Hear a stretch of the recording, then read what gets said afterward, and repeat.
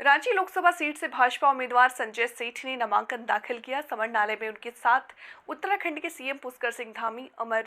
Bauri, AJSU supremo Sudesh Mahato और उदरू से खीरू मौजूद रहे। मुख्यमंत्री पुष्कर सिंह धामी ने जनसभा को संबोधित करते हुए क्या कहा? उत्तराखंड और झारखंड दोनों एक साथ बने, लेकिन इन दोनों राज्यों के दुर्गम क्षेत्र में विकास नहीं पहुंचा। भाजपा ने हर उस जगह विकास पहुंचा जहां संभव नहीं था। उन्होंने कहा कि हमें गर्व है, आदिवासी समुदाय की द्रौपदी मुर्मू राष्ट्रपति बनी। ऐसी मोदी जी ने समय की सभाओं संभव। उत्तराखंड के मुख्यमंत्री पुष्कर सिंह धामी और कुछ क्या बोले, आप ही सुनो। इस चुनाव के संबंध में अपनी बात रखी आदरणीय विधायक सुरेश कुमार महतो जी, रांची क्षेत्र के बहुत वरिष्ठ विधायक, लोकप्रिय विधायक और पूर्व में मंत्री रहे, अनेक पदों पर जिन्होंने काम किया है। आदरणीय सीपी सिंह जी, लोकसभा के प्रभारी बाल मुकुंद जी, लोकसभा संयोजक संजीव विजय वर्गीय जी, महानगर अध्यक्ष वरुण कुमार साहू जी, ग्रामीण अध्यक्ष सुरेंद्र कुमार महतो जी, महिला मोर्चा की अध्यक्ष श्रीमती आरती सिंह जी,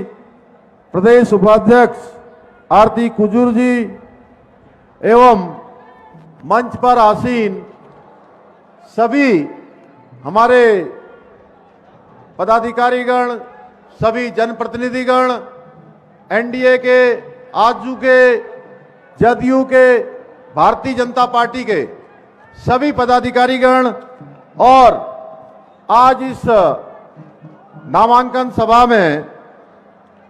रांची लोकसभा क्षेत्र एवं झारखंड क्षेत्र से आए हुए सभी सम्मानित मेरे बड़े बुजुर्ग, माताएं, बहनें, मेरे नौजवान साथियों एवं मीडिया के हमारे सभी मित्र, मैं सर्वप्रथम आप सबके आज रांची के इस ऐतिहासिक मैदान में आप सबकी इस ऐतिहासिक उपस्थिति को उत्तराखंड देवभूमि के मुख्य सेवक के नाते आप सबका हृदय से स्वागत करता हूं, आप सबका अभिनंदन करता हूं, आप सबको जोहार करता हूं। भाइयों बहनों, मैं धरती आबा भगवान बिरसा मुंडा की इस पावन भूमि को भी हाथ जोड़कर, शीश नवाकर प्रणाम करता हूं, नमन करता हूं और आप सबके बीच में इस लोकसभा से फिर से आदरणीय प्रधानमंत्री मोदी जी के नेतृत्व में, जिनको आप सबकी सेवा के लिए भारतीय जनता पार्टी के केंद्रीय नेतृत्व ने प्रत्याशी बनाकर भेजा है, आदरणीय संजय सेठ जी, उनके लिए आप सबका समर्थन मांगने के लिए आया हूं। और आप सबका ये उत्साह, ये आप सबकी ऊर्जा और संजीव जी का आपको इस मंच से जोड़े रखने का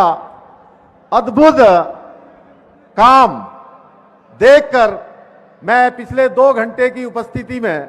ये कह सकता हूं कि अभी अनेक वक्तागण यहां से बोल रहे थे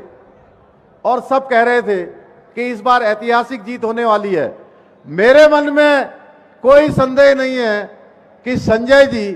इस बार पिछले चुनाव के मुकाबले कहीं अधिक वोटों से जीतने वाले हैं, आप सबके सांसद बनने वाले हैं और आप सब पिछला रिकॉर्ड तोड़ने वाले हैं। भाइयों बहनों, झारखंड अपनी वन संपदा,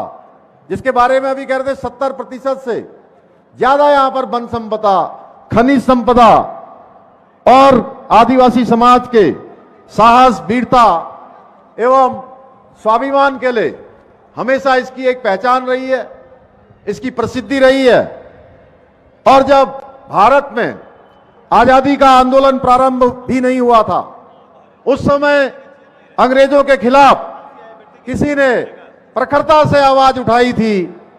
तो वो हमारे आदिवासी भाइयों ने उठाई थी। लेकिन देश आजादी के 60 सालों तक, 62 सालों तक जिन्होंने देश के अंदर शासन किया,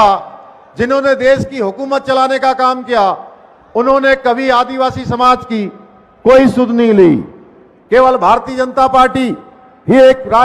एकमात्र राजनीतिक दल है जो आदरणीय नरेंद्र मोदी जी के नेतृत्व में, जिसने हर वंचित वर्ग के विकास का बीड़ा उठाया, एक संकल्प लिया, हर वर्ग के उत्थान के लिए काम किया। भाइयों बहनों, अभी हमारे सभी मेरे से पहले बोलने वाले सारे वक्तागण यहां से बोल रहे थे कि हम सबको सौभाग्य प्राप्त हुआ, चाहे वो इस झारखंड के लोगों का हो या देवभूमि उत्तराखंड के लोगों का।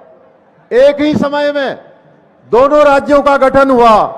यह हमारे लिए एक समानता की बात है, बल्कि दोनों राज्यों की